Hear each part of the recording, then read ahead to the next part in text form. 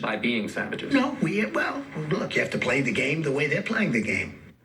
The Republican presidential nominating contest has not distinguished itself this year when it comes to depth on national security issues, or specifically on fighting ISIS. What I'm here to do right now is offer a service.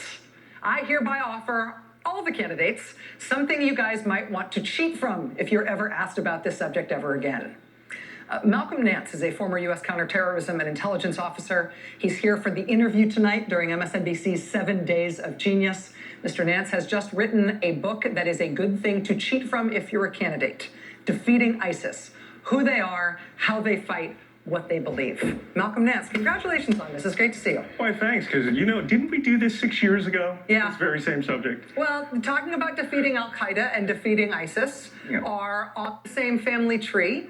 Yeah. But I was surprised actually at how ISIS specific your analysis is about how to beat them. I mean, you're not talking about them just as an insurgency somewhere. You're really specific in terms of who they are and how that sort of unlocks the key to get them. Sure, absolutely. I mean, everyone thinks that this is something new. When we last met on this subject, we were talking about Al-Qaeda in Iraq and Al-Qaeda universal. And the way I like to describe it is, if Al-Qaeda is an intelligence organization, a super covert organization, then ISIS is the equivalent of a flash mob with guns, all coming together on the basis of a tweet and dancing Michael Jackson's Thriller. So these two groups have the same ideological bent. As a matter of fact, ISIS is actually trying to accelerate, and did accelerate, the entirety of Osama bin Laden's timetable to take over the world and create the Islamic Caliphate. And as we're seeing this last week, we found Osama bin Laden's papers found that he was deathly afraid of this. He did not want this rapid rise because he knew that groups like ISIS would rapidly fail. When you see the level of debate and the language that's used to debate the idea of defeating ISIS in American politics right now, I know enough about you to know that you find it depressing because it's depressingly thin. Is it actually dangerous, though? Is the way that we're handling this as a political issue in our country hurtful toward America coming up with a good strategy against them? It's absolutely. I mean, the rhetoric that's out there right now is lethal. It's lethal. We have U.S. intelligence officers sitting in the Middle East right now in their little covert isolation facilities with a Muslim ally right next to them. We have special forces soldiers in the Hindu Kush right now laying out all night with their Muslim allies sitting next to them. And our allies have to be saying right now, do you believe the rhetoric that's coming out of your country? Which America is going to manifest itself in 6 months? We had a lot of what were called green on blue incidents in Afghanistan, where people either infiltrated the Afghan National Army or switched or had some grief, and they were killing U.S. soldiers.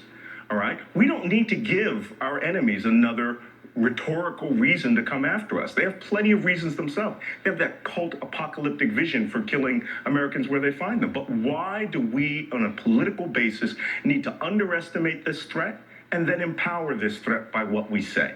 Take it off the table, everyone will be safer. This idea about talking about ISIS as a cult was to me, it's very, very interesting because I feel like we have gone through a period in American rhetoric, left, right, and center, where we've stopped talking about the relationship between groups like this and Islam, mostly because there's different levels of both right-wing and left-wing political correctness on that subject. Sure. But you maintain that ISIS should be described as specifically as a cult offshoot of Islam that is not representative of the religion. Sure, and we discussed this very fact 6 years ago when we were talking about Al-Qaeda's ideology. It was cultist ideology. And there is a history of death cults in Islam, just as there is in other religions. There have preceded Al-Qaeda ISIS core ideology 5 other cults in Islam. And the first one was a group called the Khawarij, which means the outsiders. The Prophet Muhammad warned against these people. As a matter of fact, nothing insults. Calling ISIS Daesh does not insult them. Call ISIS the Khawarij, like the Syrian government does, like people who are true Muslims do, and they get horribly upset. They threatened to behead all of their enemies last year if they keep calling them, the Khawarij. But what are you going to do? How many times can you behead these guys? ISIS hates this because it brings about the fact that they are a sect and they have corrupted Islam. Islam, traditional Islam, say what you will about it, has built-in tolerance, respect, and peace built into it in the Quran. Even the Prophet Muhammad warned that there needed to be safeguards against people who loved and admired war. And he wanted that taken out. 1,439 years of Islam has weaned out all the tendencies we think of in that original battle up and down the Saudi Hijaz in the year 632. ISIS wants to eliminate all tolerance, all respect, and they view the Muslim base, that 1.6 billion people, as their first victim set.